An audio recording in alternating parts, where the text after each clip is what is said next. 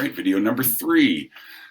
So as I was just saying, this is the rubric now for, so that's the poetry rubric. So if you do all of that right, you get just 6 points. Prose fiction analysis, this is question 2. This will be a passage from a short story or a book, 3 or 4 paragraphs from some famous work. And again, this is very similar. We don't have to look too in depth at this one because it's just like the poetry one before it. You get 1 point if you give a good thesis that responds to the prompt with what they call a defensible interpretation of the passage. So that's an idea. Like in the poetry prompt, it's your idea about what's really going on. What do you think, and what are you going to argue is the big picture here? And again, the row B, you get 4 points for making a good argument, in very much the same way as the poetry prompt. And you can look through that.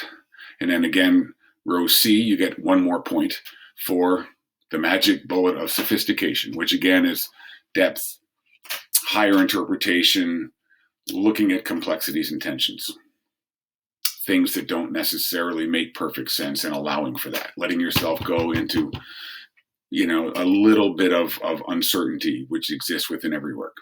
Okay, so now, most importantly, which is why we're making this video, is question 3, what they call the literary argument. And this is, as we looked at, a thematic, big picture prompt question that you apply to an entire work. So again, you get 1 point for your thesis. And there's a couple of interesting things here. That a thesis may be more than 1 sentence, basically good ways proper ways to write a thesis that'll get you the most points. And then again, row B, evidence and commentary. This is making a good argument. Uniformly offers evidence to support claims, focus on the importance of specific details from the selected work to build an interpretation. This is important. In question 3, you're going to need to remember a lot of what happens within whatever the work is you're using. So if you're writing about Jane Eyre, you better remember the details pretty well, because you're going to need them, at least the key details for your argument.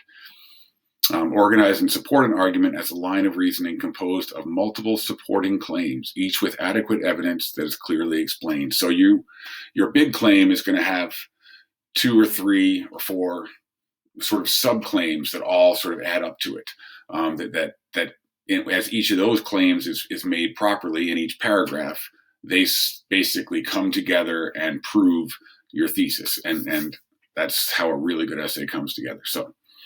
And then question row C, sophistication. Again, this is, so as we're thinking of the works, longer works you might look at, this is why they often say, comparable literary merit or something like that in the question 3, because books that don't have comparable literary merit can't be written about with a lot of sophistication.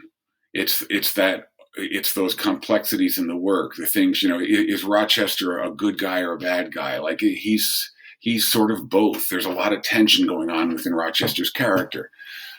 Even in Jane's character, Jane is not an angel.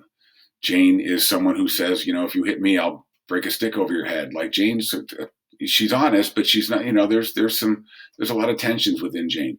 So thinking about works and characters that have that level of complexity.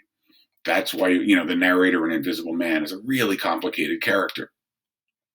So those are the kind of things you want to write about for question 3. And we're going to go over this in class this week, but I wanted you to get a good look at these. I'm going to link all of this into this bundle on Classroom. So you should look this over before class tomorrow and finish the multiple choice questions. And we're going to go over those first, and then we're going to look at basically what these videos are about. Okay, so really only 2 weeks till the test, folks, so let's get rolling. All right, I'm going to peace out here and let you get to work. All right, bye-bye.